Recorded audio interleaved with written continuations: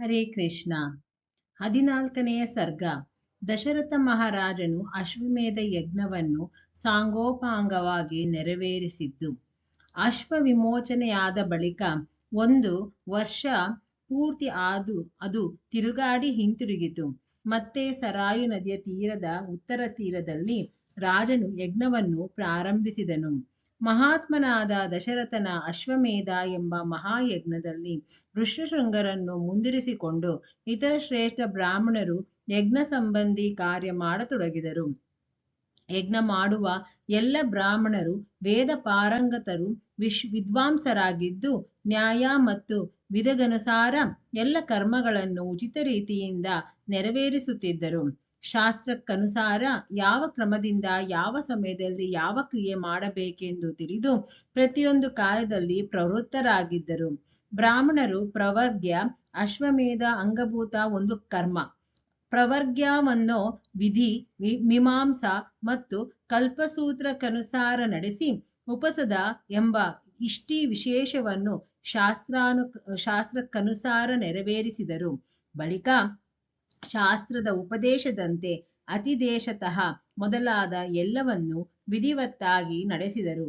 ಅನಂತರ ಆಯಾಯ ಕರ್ಮಗಳ ಅಂಗಭೂತ ದೇವತೆಗಳನ್ನು ಪೂಜಿಸಿ ಹರ್ಷಿತರಾದ ಆ ಮುನಿಗಳೆಲ್ಲ ವಿಧಿವತ್ತಾಗಿ ಪ್ರಾತಃ ಸವನಾದಿ ಕರ್ಮಗಳನ್ನು ಮಾಡಿದರು. ಇಂದ್ರ ದೇವತೆಗೆ ವಿಧಿಪೂರ್ವಕ ಹವಿಸ್ಸನ್ನು ಅರ್ಪಿಸಲಾಯಿತು. ಮತ್ತೆ ಪಾಪಹರನಾದ ಸೋಮರಾಜನನ್ನು ಸ್ತುತಿಸಿ ಸೋಮಲತೆಯನ್ನು ಅರೆದು ಸೋಮರಸ ತೆಗೆಯಲಾಯಿತು. ಮತ್ತೆ ಮಧ್ಯಾಹ್ನದಿನ ಸವನದ ಕಾರ್ಯ ಪ್ರಾರಂಭವಾಯಿತು. ಅನಂತರ ಆ ಶ್ರೇಷ್ಠ ಬ್ರಾಹ್ಮಣರು ಶಾಸ್ತ್ರಕ್ಕನುಸಾರ ಮಹಾತ್ಮನಾದ ದಶರಥ ರಾಜನ ತೃತೀಯ ಸವನ ಕರ್ಮವನ್ನು ವಿಧಿವತ್ತಾಗಿ ನೆರವೇರಿಸಿದರು.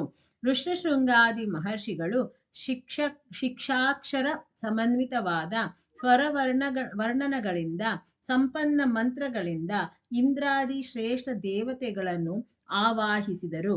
ಮಧುರ ಮತ್ತು ಮನೋಹರ ಸಾಮಗಾನಲಯದಲ್ಲಿ ಹಾಡಿದ ಆಹ್ವಾನ ಮಂತ್ರಗಳಿಂದ ದೇವತೆಗಳನ್ನು ಆಹ್ವಾನಿಸಿ ಹೋತೃವು ಅವರಿಗೆ ಯೋಗ್ಯ ಹವಿರ್ಭಾಗವನ್ನು ಸಮರ್ಪಿಸಿದರು.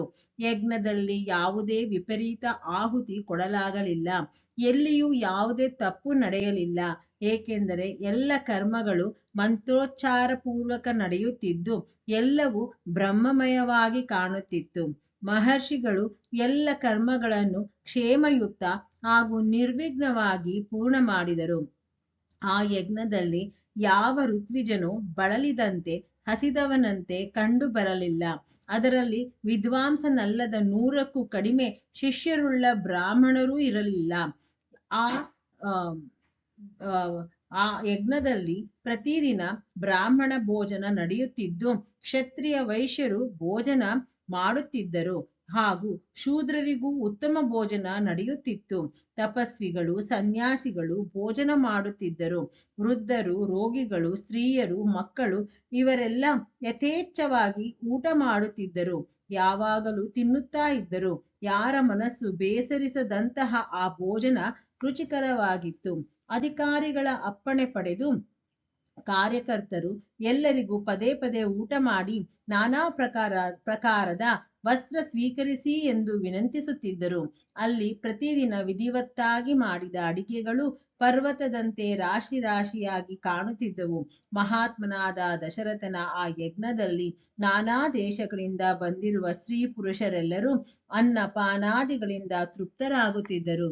ಭೋಜನವು ವಿಧಿವತ್ತಾಗಿ ಮಾಡಲಾಗಿದ್ದು ಬಹಳ ರುಚಿಕರವಾಗಿದೆ ಎಂದು ಬ್ರಾಹ್ಮಣರು ಹೇಳುತ್ತಾ ಊಟ ಮಾಡುತ್ತಿದ್ದರು. ಊಟ ಮಾಡಿದವರೆಲ್ಲ ಬಾಯಿಂದ ನಮಗೆ ತುಂಬಾ ತೃಪ್ತಿಯಾಯಿತು ಎಂದು ಉದ್ಗಾರ ಕೇಳಿ ಬರುತ್ತಿತ್ತು. ತಮಗೆ ಕಲ್ಯಾಣವಾಗಲಿ ಎಂದು ಹರಸುತ್ತಿದ್ದರು. ಬ್ರಾಹ್ಮಣರಿಗೆ ಬಡಿಸುತ್ತಿದ್ದವರು ವಸ್ತ್ರ ಆಭೂಷಣಗಳಿಂದ ಅಲಂಕೃತರಾಗಿದ್ದರು. ಅವರಿಗೆ ಸಹಾಯಕರಾದವರೂ ಕೂಡ ಸುಂದರ ಮಣಿಮಯ ಕುಂಡಲಗಳನ್ನು ಧರಿಸಿದ್ದರು. ಒಂದು ಸವನ ಮುಗಿದು ಇನ್ನೊಂದು ಸವನ ಪ್ರಾರಂಭವಾಗುವ ಮೊದಲು ದೊರೆಯುವ ಸಮಯದಲ್ಲಿ ಉತ್ತಮ ವಕ್ತೃತ್ವ ಉಳ್ಳ ಧೈರ್ಯಶಾಲಿ ಬ್ರಾಹ್ಮಣರು ಪರಸ್ಪರ ಯುಕ್ತಿವಾದ ನೀಡುತ್ತಾ ಶಾಸ್ತ್ರಾರ್ಥ ಮಾಡುತ್ತಿದ್ದರು. ಆ ಯಜ್ಞದಲ್ಲಿ ಭಾಗಿಯಾದ ಕರ್ಮಕುಶಲ ಬ್ರಾಹ್ಮಣರು ಪ್ರತಿದಿನವೂ ಶಾಸ್ತ್ರಕ್ಕನುಸಾರ ಎಲ್ಲ ಕಾರ್ಯಗಳನ್ನು ನೆರವೇರಿಸುತ್ತಿದ್ದರು. ರಾಜನ ಯಜ್ಞದಲ್ಲಿ ಸದಸ್ಯರೆಲ್ಲರೂ ವ್ಯಾಕರಣಾದಿ 6 ಅಂಗಗಳನ್ನು ಚೆನ್ನಾಗಿ ಬಲ್ಲವರಾಗಿದ್ದರು. ಎಲ್ಲರೂ ಬ್ರಹ್ಮಚರ್ಯವನ್ನು ಪಾಲಿಸುವವರು, ಬಹುಶ್ರುತ್ರರು ಆಗಿದ್ದರು. ಎಲ್ಲ ದ್ವಿಜರು ವಾದ ವಿವಾದದಲ್ಲಿ ಕುಶಲರಾಗಿದ್ದರು. ಆ ಯಜ್ಞದಲ್ಲಿ ಬಿಲ್ವ ವೃಕ್ಷದ 6 ಯೂಪ ಸ್ತಂಭಗಳನ್ನು ನಿಲ್ಲಿಸಿದ್ದರು. ಅಷ್ಟೇ ಕದಿರ ಕಂಬಗಳನ್ನು ಹಾಗೂ ಅಷ್ಟೇ ಪಾಲಾಶದ ಯೂಪಗಳನ್ನು ಬಿಲ್ವದ ಯೂಪಗಳ ಜೊತೆಗೆ ನಿಲ್ಲಿಸಿದ್ದರು. ರಜ್ಜುದಾರ ವೃಕ್ಷದ ಒಂದು ಯೂಪವು ಅಶ್ವಮೇಧ ಯಜ್ಞಕ್ಕಾಗಿ ವಿಹಿತವಾಗಿದೆ. ದೇವದಾರು ವೃಕ್ಷದ ಯೂಪದ ವಿಧಾನವೂ ಇದೆ. ಆದರೆ ದೇವದಾರು ವೃಕ್ಷದ 2 ಯೂಪಗಳು ವಿಹಿತವಾಗಿವೆ. 2 ಕೈಗಳನ್ನು ಚಾಚಿದಷ್ಟು ದೂರದಲ್ಲಿ ಅವೆರಡರನ್ನು ಸ್ಥಾಪಿಸಲಾಗಿತ್ತು. ಯಜ್ಞ ಕುಶಲ ಶಾಸ್ತ್ರಜ್ಞ ಬ್ರಾಹ್ಮಣರೇ ಇವೆಲ್ಲ ಯೂಪಗಳನ್ನು ನಿರ್ಮಾಣ ಮಾಡಿದ್ದರು. ಆ ಯಜ್ಞದ ಶೋಭೆಯನ್ನು ಹೆಚ್ಚಿಸುವುದಕ್ಕಾಗಿ ಆ ಎಲ್ಲ ಯೂಪಗಳನ್ನು ಚಿನ್ನದಿಂದ ಅಲಂಕರಿಸಲಾಗಿತ್ತು. ಹಿಂದೆ ಹೇಳಿದ 21 ಯೂಪಗಳು 21 ರಾತ್ರಿ ಎತ್ತರವಾಗಿದ್ದವು. ಅವೆಲ್ಲವನ್ನು ಬೇರೆ ಬೇರೆ 21 ಬಟ್ಟೆಗಳಿಂದ ಅಲಂಕರಿಸಲಾಗಿತ್ತು. ಬಡಗಿಗಳಿಂದ ಚೆನ್ನಾಗಿ ನಿರ್ಮಿಸಿದ ಆ ಎಲ್ಲ ಗಟ್ಟಿಮುಟ್ಟಾದ ಯೂಪಗಳನ್ನು ವಿಧಿವತ್ತಾಗಿ ಸ್ಥಾಪಿಸಲಾಗಿತ್ತು. ಅವೆಲ್ಲವನ್ನು 8 ಮೂಲೆಗಳಿಂದ ಸುಶೋಭಿತವಾಗಿ ಆಕೃತಿ ಬಹಳ ಸುಂದರವಾಗಿತ್ತು. ಅದನ್ನು ವಸ್ತ್ರಗಳಿಂದ ಮುಚ್ಚಿ ಪುಷ್ಪ ಚಂದನಾದಿಗಳಿಂದ ಪೂಜಿಸಲ್ಪಟ್ಟಿದ್ದವು. ಆಕಾಶದಲ್ಲಿ ತೇಜಸ್ವಿ ಸಪ್ತರ್ಷಿಗಳು ಶೋಭಿಸುವಂತೆಯೇ ಯಜ್ಞ ಮಂಟಪದಲ್ಲಿ ಆ ಪ್ರಕಾಶಮಾನ ಯೂಪಗಳು ಶೋಭಿಸುತ್ತಿದ್ದವು. ಸೂತ್ರ ಗ್ರಂಥಗಳಲ್ಲಿ ತಿಳಿಸಿದ ಅಳತೆಯಂತೆ ಇಟ್ಟಿಗೆಗಳನ್ನು ಸಿದ್ಧಪಡಿಸಲಾಗಿತ್ತು. ಆ ಇಟ್ಟಿಗೆಗಳಿಂದ ಯಜ್ಞ ಸಂಬಂಧಿ ಶಿಲ್ಪ ಕರ್ಮದಲ್ಲಿ ಕುಶಲರಾದ ಬ್ರಾಹ್ಮಣರು ಅಗ್ನಿ ಚಯನವನ್ನು ಮಾಡಿದ್ದರು. ರಾಜಸಿಂಹಾಸ ದಶರಥ ಮಹಾರಾಜನ ಯಜ್ಞದಲ್ಲಿ ಚಯನದ ಮೂಲಕ ಸಂಪಾದಿತ ಅಗ್ನಿಯನ್ನು ಕರ್ಮಕಾಂಡ ಕುಶಲ ಬ್ರಾಹ್ಮಣರ ಮೂಲಕ ಶಾಸ್ತ್ರ ವಿಧಿಗನುಸಾರ ಸ್ಥಾಪನೆ ಮಾಡಲಾಯಿತು. ಆ ಅಗ್ನಿಯ ಆಕೃತಿಯು 2 ರೆಕ್ಕೆಗಳಿದ್ದು ಬಾಲವನ್ನು ಚಾಚಿ ಕೆಳಮುಖವಾಗಿ ಪೂರ್ವಾಭಿಮುಖವಾಗಿ ನಿಂತಿರುವ ಗರುಡನಂತೆ ಕಾಣುತ್ತಿತ್ತು.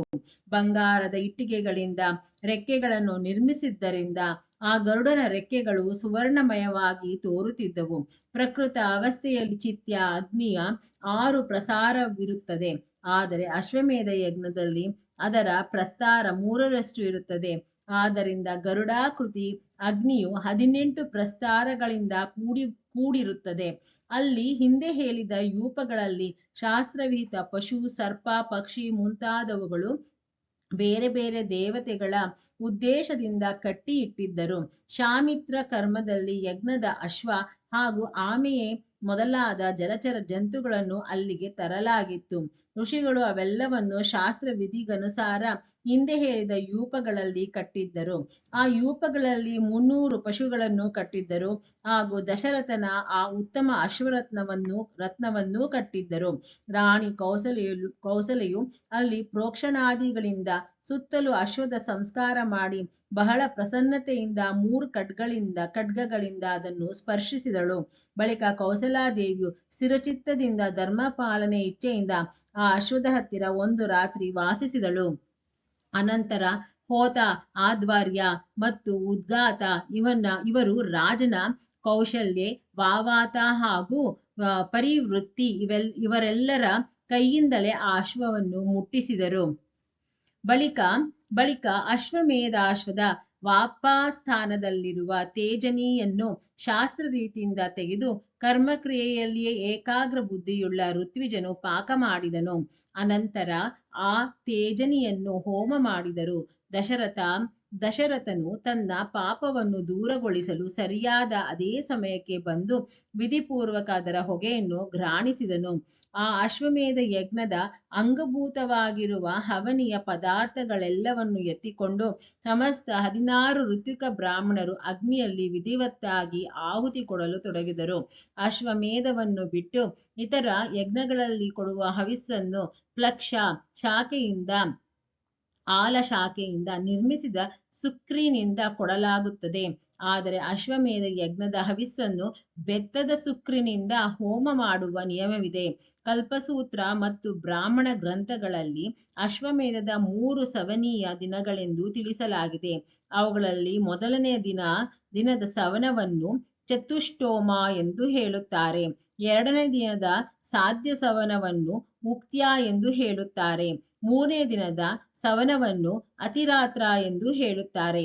ಅದರಲ್ಲಿ ಶಾಸ್ತ್ರೀಯ ದೃಷ್ಟಿಯಿಂದ ವಿಹಿತವಾದ ಅನೇಕ ಬೇರೆ ಬೇರೆ ಕ್ರಮಗಳು ನೆರವೇರಿಸಲಾಗುತ್ತದೆ.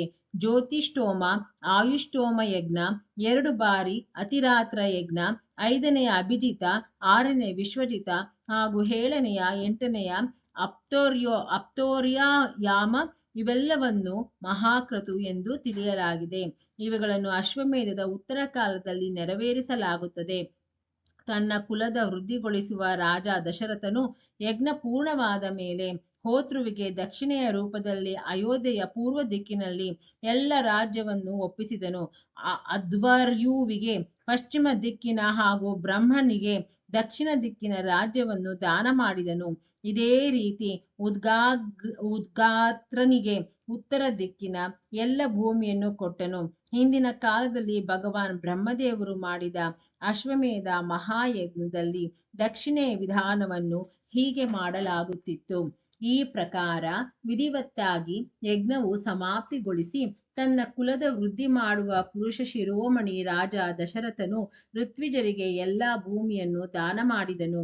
ಹೀಗೆ ದಾನ ಮಾಡಿ ಇಕ್ಷ್ವಾಕು ಕುಲನಂದನ ಶ್ರೀಮಾನ್ ಮಹಾರಾಜ ದಶರಥನಿಗೆ ಅಪಾರ ಹರ್ಷವಾಯಿತು.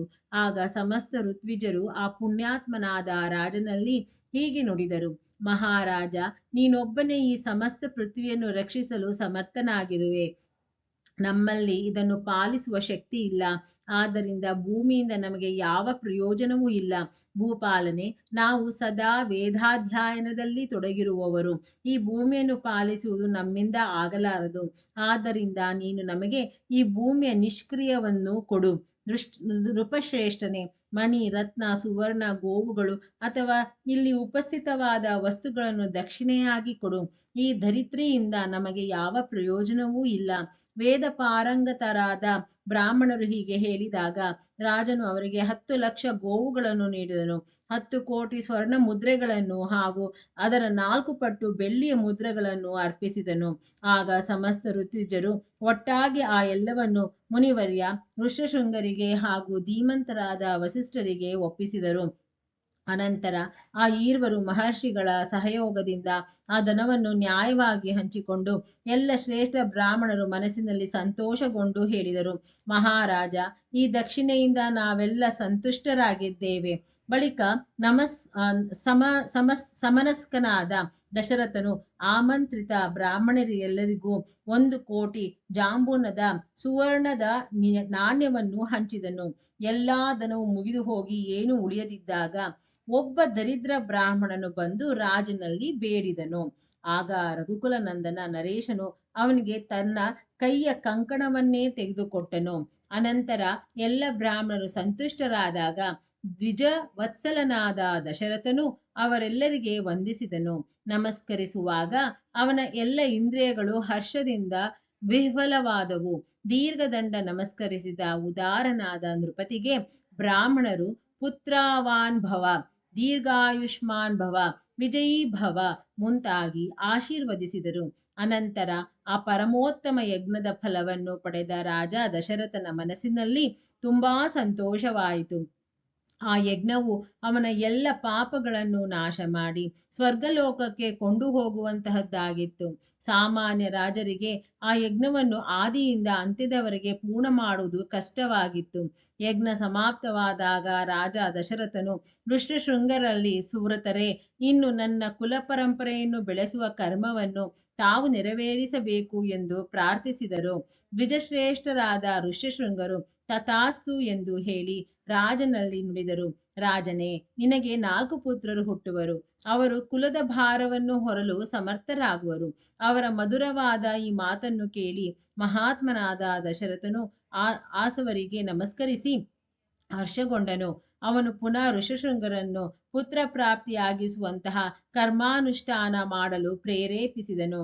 ವಾಲ್ಮೀಕಿ ವಿರಚಿತ ಆರ್ಷರಾಮಾಯಣ ಆದಿಕಾವ್ಯದ ಬಾಲಕಾಂಡದಲ್ಲಿ 14ನೇ ಸರ್ಗ ಪೂರ್ಣವಾಯಿತು. ಜೈ ಶ್ರೀರಾಮ್.